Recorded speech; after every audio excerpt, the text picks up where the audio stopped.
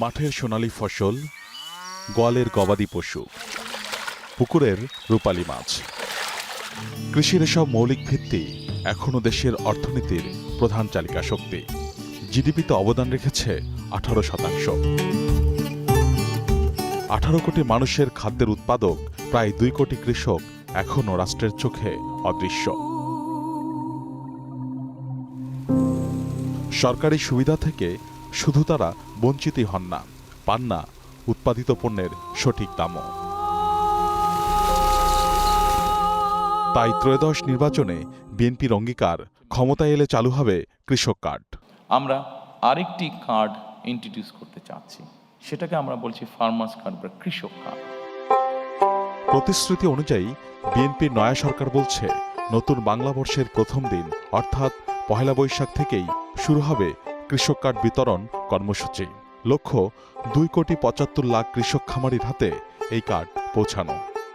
সরকারের দাবি, এই কার্ডের মাধ্যমে কৃষকরা ন্যায্য মূল্যে সার, বীজ ও কীটনাশক, সরকারি ভর্তুকি ও প্রণোদনা, স্বল্প মূল্যে কৃষি যন্ত্রপাতি, স্বল্প ব্যয়ে সেচ, সহজ শর্তে কৃষি ঋণ, কৃষি বীমা, কৃষি বিষয়ক প্রশিক্ষণ, মোবাইলে আবহাওয়া, বাজার তথ্য, ফসলের চিকিৎসা এবং ন্যায্য মূল্যে কৃষিপণ্য বিক্রয়ের সুবিধা পাবেন। বাংলাদেশে মোট কৃষকের সংখ্যা এই পরিমাণ আছে এবং আবাদি জমি আমার আসলে এই পরিমাণ আছে। সেই ক্ষেত্রে আমার 1 ফসলি কতটুকু, 2 ফসলি কতটুকু, 3 ফসলি কতটুকু, পরিকল্পনাটা সেটা করার জন্য আসলে এই কৃষক কার্ড অত্যন্ত গুরুত্বপূর্ণ। যে এই ডাটাবেসটা আমাদের থাকলে পরে আমরা যে কোনো পরিকল্পনা আমরা সময় মতন করতে পারবো।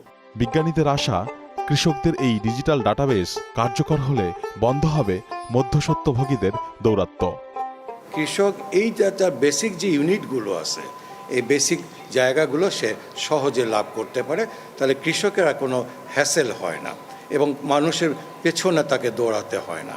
তো এই দিকগুলো যদি আমরা কৃষকের ব্যবস্থা করতে পারি, প্লাস কিছু সরকারি হোক বেসরকারি হোক কিছু সহায়তা, সেগুলো কার্ডের বিনিময়ে কৃষক যদি পেয়ে যায়, তাহলে এই জায়গাগুলো কৃষক পেলে আমার বিশ্বাস যে কৃষকের অনেক ভালো হবে আর কি।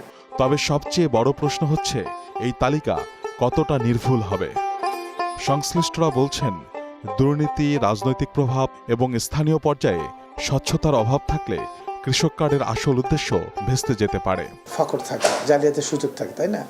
কিন্তু সেটাকে বন্ধ করতে হবে। এখন মিথ্যা তথ্যপত্র দিয়ে করতে পারে, সেই জন্যই তো আপনার ভ্যালিডেশনটা একটা প্রয়োজন আছে। লোকালি আপনাকে ভ্যালিডেট করতে হবে, সামবডি হ্যাজ টু ভ্যালিডেট এটা। এই উপজেলা পরিষদ হোক অথবা তার জমি জমা দেখেই হোক, সেই জন্য আপনাকে একটু সময় লাগবে ভ্যালিডেশনটা করানোর জন্য।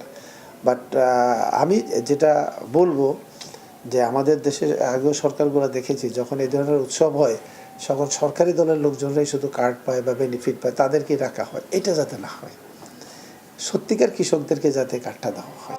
2022 সালে 1,62,00,000 কৃষককে স্মার্ট কৃষি কার্ড দিতে প্রকল্প নিয়েছিল তৎকালীন আওয়ামী সরকার। কিন্তু দুর্নীতির থাবায় 108 কোটি টাকার সেই প্রকল্প বন্ধ হয়ে যায় মাঝপথেই।